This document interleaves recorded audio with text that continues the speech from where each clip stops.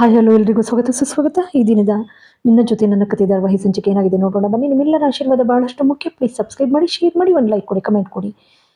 ಅಜಿತ್ತು, ಭೂಮಿ, ಸಂಗೀತ ಎಲ್ಲರೂ ಕೂಡ ನಿಂತ್ಕೊಂಡು ನೋಡ್ತಾ ಇರ್ತಾರೆ. ಅಡುಗೆ ಮನೆಯಲ್ಲಿ ಅಪೇಕ್ಷಾ, ಅಜ್ಜಿ, ರಮಣ್ ಮೂವರು ಕೂಡ ಹೊಗಳ್ಕೊಂಡು ಊಟ ಮಾಡ್ತಾ ಇರ್ತಾಳೆ.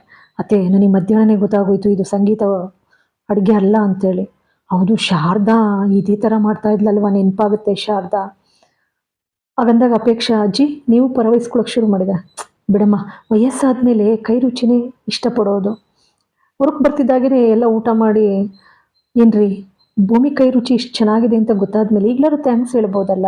ನೋಡು, ತೆಂಗಿನ ಮರ ಎಳ್ನೀರಾಗಲಿ ಏನೇ ಫಲ ಕೊಟ್ಟರು ಕೂಡ ಅದು ಎಳ್ನೀರು ಚೆನ್ನಾಗಿದೆ ಅಂತ ಅಂದ್ಕೊಂಡ್ರೆ ಅದಕ್ಕೆ ಥ್ಯಾಂಕ್ಸ್ ಹೇಳೋಕ್ಕಾಗುತ್ತಾ ಹೇಳು? ಹಾಗೇನೆ ಇದನ್ನು ಬಿಡುದಾರಿನ. ಹೋಗ್ತಿದ್ದಾಗೇನೆ ಅಜಿತ್, ಏನಮ್ಮ ಬೇಸರ ಮಾಡ್ಕೊಬಿಡ ಕಣೋ, ನಾನು ಯಾವಾಗಲೂ ಎಲ್ಲರ ಕೈಲೂ ಹೇಳ್ತಾ ಇದ್ದೆ ನನ್ನ ಮಗನ ಬುದ್ಧಿ ಏನು ಅಂತ ನನಗೆ ಗೊತ್ತು ಅಂತ. ಆದರೆ ಬೈದ್ಬಿಟ್ಟೆ, ಬೇಸರ ಮಾಡ್ಕೋಬೇಡ. ಇರಲಿ ಬಮ್ಮ, ನೀವು ಇಬ್ಬರು ಊಟ ಮಾಡಿಲ್ಲ, ಊಟ ಮಾಡಿ ಬನ್ನಿ ಅಂತೇಳಿ ಇಬ್ಬರೂ ಕರೆದು ಕೂರಿಸಿ ಊಟ ಬಡಿಸ್ತಾನೆ. ಆನಂತರ ರೂಮಿಗೆ ಬರ್ತಾರೆ ಮಲಗಲಿಕ್ಕೆ ಅಂತೇಳಿ. ಬಂದಾಗ ಭೂಮಿ ಗಡಗಡ ನಡುಕ್ತಾ ಇರ್ತಾಳೆ ಮಲಗಿದ ಕಡೆಯಿಂದಾನೆ. ಅಜಿತ್ ನೀರು ಕುಡಿಲಿಕ್ಕೆ ಅಂತ ಎದ್ದೇಳ್ತಾನೆ. ನೀರು ಕುಡಿಲಿಕ್ಕೆ ಎದ್ದಾಗ ಅಲ್ಲೊಂದು ಕ್ಷಣ ನಿಂತ್ಕೊಳ್ತಾನೆ. ಅಮ್ಮ ಒದ್ಸಮ್ಮ ಬೇಗ, ನನಗೆ ತುಂಬ ಚಳಿ ಆಗುತ್ತೆ. ನೀನೇ ತಾನೇ ಒದಿಸ್ತಾ ಇದ್ದಿದ್ದು, ಒದ್ಸಮ್ಮ, ತಡಿಯೋಕ್ಕಾಗ್ತಾ ಇಲ್ಲ ಚಳಿಯಮ್ಮ, ಚಳಿ. ಅಲ್ಲಿ ನೋಡ್ತಾನೆ ರಗ್ ಒದಿಸ್ಲಿಕ್ಕೆ ಕಾಲಿಗೆ ಸಿಕ್ಕಾಕೊಂಡಿರುತ್ತೆ. ತನ್ನ ರಗ್ಗನ್ನೇ ತೆಗೆದು ಒದಿಸ್ತಾನೆ. ಒದಿಸ್ತಿದ್ದಾಗೇ ನನ್ನ ಮುದ್ದು ಅಮ್ಮ, ಐ ಲವ್ ಯು ಕೇಳ್ತಿದ್ದಾಗೇ ದಂಗ ಬಡ್ದೋಯ್ತಾನೆ. ಅವನ ಹೃದಯದಲ್ಲೂ ಕೂಡ ಪ್ರೇಮರಾಗ ಗುನುಗ್ತದೆ ಆ ಕ್ಷಣದಲ್ಲಿ. ಬೆಳಗ್ಗೆ ಎದ್ದು ನೋಡ್ತಾಳೆ, ಇದೇನಿದು 2 ರಗ್ಗಿದೆಯಲ್ಲ. ಆ ಕಡೆ ನೋಡಿದರೆ ಅಜಿತ್ ಸಾಹೇಬ್ರು ರಗ್ಗಿಲ್ಲ. ಸಾಹೇಬ್ರು ಒದಿಸಿರೋದು. ನಮ್ಮ ಸಾಹೇಬ್ರು ಎಷ್ಟು ಒಳ್ಳೆಯವರು. ಎಂದಿನಂತೆ ಅಜಿತ್ತು ರೆಡಿಯಾಗಿ ಸ್ಟೇಷನ್ಗೆ ಹೋಗ್ತಾನೆ.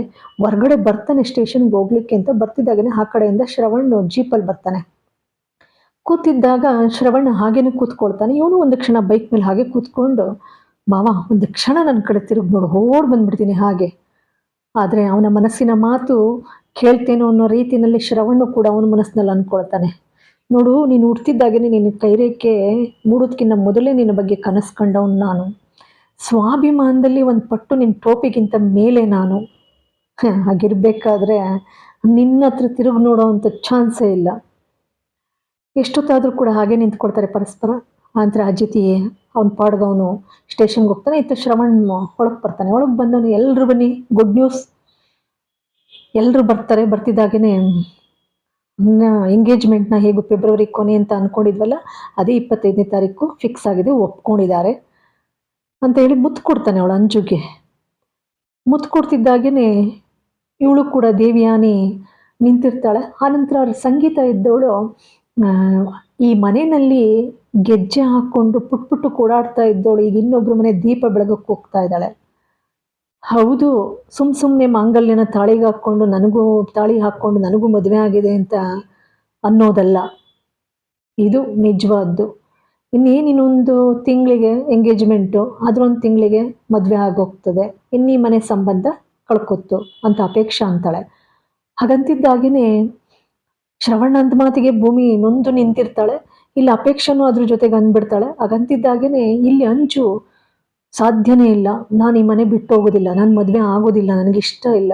ಏನಮ್ಮ ಅಂಜು, ಎಂಗೇಜ್ಮೆಂಟ್ಗೆಲ್ಲ ಒಪ್ಕೊಂಡಿದೀಯಾ, ಈಗ ಮದುವೆ ಸಿದ್ಧತೆಗಳೆಲ್ಲ ಆಗ್ತಾ ಇದೆ, ಜೊತೆಗೆ ಪರಸ್ಪರ ಮಾತಾಡಿರ್ತಾರೆ, ಜವಳಿ ತೆಗಿಬೇಕು, ಎಲ್ಲ ಪುರಿ ಉಂಡೆ ಎಲ್ಲ ಸಿದ್ಧತೆಗಳು ನೋಡಿ, ಮದುವೆ ಅಂದ್ರೆ ಬಾವಾ ಇನ್ವಿಟೇಷನ್ನೇ ಮರ್ತ್ಬಿಟ್ರಲ್ಲ ಅಂತ ಹೇಳಿ ಎಲ್ಲ ಸಡಗರದಿಂದ ಮಾತಾಡ್ಕೊಂಡಿರ್ತಾರೆ. ಜೊತೆಗೆ ಇವಳು ಕೂಡ ದೇವಿಯಾನಿ ನಾಟಕ ಆಡ್ತಾ ಇರ್ತಾಳೆ, ನನ್ನ ಮಗಳು ಮುಕ್ತಲಾಗಲಿ ಮದುವೆ ಕಡೆ ಬಂದ್ಬಿಡ್ತು ಅಂತ ಹೇಳಿ. ಇಷ್ಟೆಲ್ಲ ಮಾತಾಡ್ಕೊಂಡಿರೋದು ಸಡನ್ ಅಂತ ಅಂಜು ಮಾತು ಕೇಳ್ತಿದ್ದಂಗೆ ಶಾಕ್ ಆಗುತ್ತೆ ಎಲ್ರಿಗೂ ಕೂಡ. ಏನಮ್ಮ ಹಿಂಗೆಲ್ಲ ಆಡ್ತೀಯಾ ಅಂತ ಹೇಳಿ. ಹಾಗಂತ ಅಂದ್ಕೊಂಡು ರೂಮ್ ಒಳಗೆ ಕೊಟ್ಟೋಗ್ಬಿಡ್ತಾಳೆ. ಹೋಗ್ತಿದ್ದಾಗೆ ಭೂಮಿ ಒಂದು ಹೆಜ್ಜೆ ಇಡ್ತಾಳೆ ಅಷ್ಟೇ. ಎಲ್ಲಿಗೆ ಹೋಗ್ತಾ ಇದೀಯಾ ನೀನು ಅಂತಾನೆ ಶ್ರವಣ್ಣು. ಅಜ್ಜಿ ಇದ್ದವಳು, ನಿನಗೇನು ಕೆಲಸ, ಇಲ್ಲಿ ಏನಿದ್ರು ನಾವು ಮನೆಯವ್ರು ಇದ್ದೀವಿ, ನಾವು ಮಾತಾಡ್ತಿದ್ದೆ, ಅದು ಯಾವ ಗಳಿಗೆಯಲ್ಲಿ ಬಂದ್ಬಿಟ್ಟು ನಮ್ಮ ಮನೆಗೆ ಕಾಲಿಟ್ಬಿಟ್ಟಿಯೋ, ನೀನು ಬಂದಾಗ್ಲಿಂದ ಬರೀ ಗೋಳೆ ಆಯಿತು ನಮ್ಮ ಮನೆಯಲ್ಲಿ ಅಂತ ಅಜ್ಜಿ ಅಂತಾಳೆ. ಬೇಸರ ಆಗುತ್ತೆ ಭೂಮಿ, ಪಾಪ ಸಮಾಧಾನ ಮಾಡೋರು ಯಾರೂ ಇರೋದಿಲ್ಲ. ಇವಳು ದೇವಿಯಾನಿ ಓಡೋಗ್ಬಿಟ್ಟು ಮಗಳನ್ನ ಸಮಾಧಾನ ಮಾಡ್ತಾ ಅವಳ ನಾಟಕದ ಕಥೆನ ಹೇಳಕ್ಕೆ ಹೋಗ್ತಾಳೆ. ಅಷ್ಟರಲ್ಲೆಲ್ಲ ಬರ್ತಾರೆ. ಬರ್ತಿದ್ದಾಗೇ ಶುರು ಹಚ್ಕೋತಾಳೆ ಮತ್ತೆ ನಾಟಕನ. ಏನೇ ನೀನು ಏನಾಗಿದೆಯೇ? ಮದುವೆ ಸಿದ್ಧತೆ ಎಲ್ಲ ನಡೆಸ್ತಿದ್ದೀವಿ. ಸಂಭ್ರಮದಿಂದ ಮದುವೆ ಮಾಡೋಣ ಅಂದರೆ ನನ್ನ ಮರ್ಯಾದೆ ತೆಗಿತಿದೆಯಲ್ಲೇ. ನಾನು ಏನು ಕರ್ಮ ಮಾಡಿದ್ದೀನಿ ಅಂತ ನನಗೆ ನೋವು ಕೊಡ್ತಿದೀಯೇ ಅಂತ ನಾಟಕ ಶುರು ಮಾಡ್ತಾಳೆ. ಯಾಕಮ್ಮ ಏನಾಯ್ತಮ್ಮ ಅಂತೇಳಿ ಶ್ರವಣ್ ವಿಚಾರಿಸಿದಾಗ ಫೋಟೋ ತೋರಿಸ್ತಾಳೆ. ಎಲ್ಲವನ್ನು ಒಂದೊಂದಾಗಿ ಅಜಿತನ ಫೋಟೋಗಳನ್ನ ತೋರಿಸ್ತಾ ಇನ್ನೂ ನನ್ನ ನೆನಪಲ್ಲೇ ಇದ್ದಾನೆ. ನಾನು ಹೇಗೆ ಮರೀಲಿಕ್ಕೆ ಸಾಧ್ಯ? ನಾನು ಯಾವುದೇ ಕಾರಣಕ್ಕೂ ಕೂಡ ನನ್ನ ಮದುವೆ ಆಗಲ್ಲ. ನನಗೆ ಮದುವೆ ಸುದ್ದಿ ಎತ್ತಬೇಡಿ. ಏನಮ್ಮ ಈಗಂದ್ರೆ ಎಲ್ಲ ಸಿದ್ಧತೆಗಳಾಗ್ತಿದೆ. ಹೌದು, ನಾನು ಆಗಲ್ಲ. ಈ ಕಡೆ ಸ್ಟೇಷನ್ನಲ್ಲಿ ಅಜಿತ್ ಬೇಸರ ಮಾಡ್ಕೊಂಡಿರ್ತಾನೆ. ಏನೇ ಆಗಲಿ ಇದಕ್ಕೊಂದು ಪರಿಹಾರ ಆಗಲೇಬೇಕು ನೋಡೋ. ಅದಕ್ಕೆ ಸತ್ಯಣ್ಣ ಹೇಳ್ತಾರೆ, ನೋಡೋ ಅಜಿತ್, ಮಾವನೂ ಮನೆಯವರೇ, ಮಾವನಿಗೂ ಏನು ಹೇಳೋಕ್ಕಾಗಲ್ಲ. ಮಾವ ನೀನು ಸರಿ ಹೋಗಬೇಕು, ಆಗ ಮಾತ್ರ ಇದೆಲ್ಲ ಸರಿಯಾಗ್ಲಿಕ್ಕೆ ಸಾಧ್ಯ. ಭೂಮಿ ಎಷ್ಟೇ ಆಗಲಿ ನನ್ನನ್ನು ನಂಬ್ಕೊಂಡು ಬಂದಿದ್ದಾಳೆ ಸತ್ಯಣ್ಣ. ಏನಂದೆ? ಹೌದಲ್ವಾ? ಭೂಮಿ ನಿನ್ನನ್ನು ನಂಬ್ಕೊಂಡು ಬಂದಿದ್ದಾಳೆ. ಹೌದು. ಭೂಮಿಗೆ ಫೋನ್ ಮಾಡಿ ಕೊಡ್ಲ ಸತ್ಯಣ್ಣ? ಆಗಲ್ಲಪ್ಪ. ನನ್ನ ಮೂಲಕ ನಿನಗೆ ಭೂಮಿಯ ಇಂಪಾದ ಧ್ವನಿನ ಕೇಳಬೇಕು ಅನ್ನೋ ಆಸೆ ಆಗ್ತಾ ಇದೆ. ನನ್ನ ಮೂಲಕ ನೀನು ಅದನ್ನು ನೆರವೇರಿಸ್ಕೊಳ್ತಾ ಇದೀಯ, ಹೌದಲ್ವಾ? ಆಯಿತು ಆಯಿತು ಆಯಿತು. ಹಾಗಿದ್ರೆ ನನ್ನವಳು ಅಂದ ಮೇಲೆ ಸಂಪೂರ್ಣ ಹೌದು ನಿನ್ನವಳೆ, ಅದು ಗೊತ್ತು. ಸತ್ಯಣ್ಣ ನೀವೇನೇನೋ ಮಾತಾಡಬೇಡಿ, ನಾನು ಆ ಅರ್ಥದಲ್ಲಿ ಹೇಳಲಿಲ್ಲ. ಸುಮ್ಮನೆ ಇಲ್ಲದನ್ನು ಕಲ್ಪಿಸ್ಕೋಬೇಡಿ.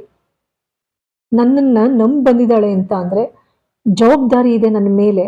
ಅವಳನ್ನ ನಮ್ಮ ಮನೆಗೆ ಕರ್ಕೊಂಡು ಬಂದಿದ್ದೀನಲ್ವಾ, ನಮ್ಮ ಜವಾಬ್ದಾರಿ ಇದೆ ಅಂತ ನಾನು ಹೇಳಿದ್ದಷ್ಟೇ. ನೀವೇನೇನೋ ಕಲ್ಪಿಸ್ಕೋತೀರಲ್ಲ.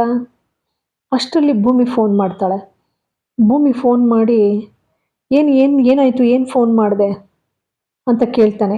ಅಲ್ಲಿಗೆ ಈ ಒಂದು ಸಂಚಿಕೆ ಮುಕ್ತಾಯವಾಗ್ತದೆ. ಮುಂದಿನ ಸಂಚಿಕೆಯನ್ನು ಕಾದು ನೋಡಿ. ನಿಮ್ಮೆಲ್ಲರ ಆಶೀರ್ವಾದ ಭಾಳಷ್ಟು ಮುಖ್ಯ.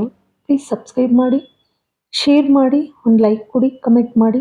ಮತ್ತೊಮ್ಮೆ ಎಲ್ಲರಿಗೂ ಕೂಡ ಅನಂತ ಧನ್ಯವಾದಗಳು.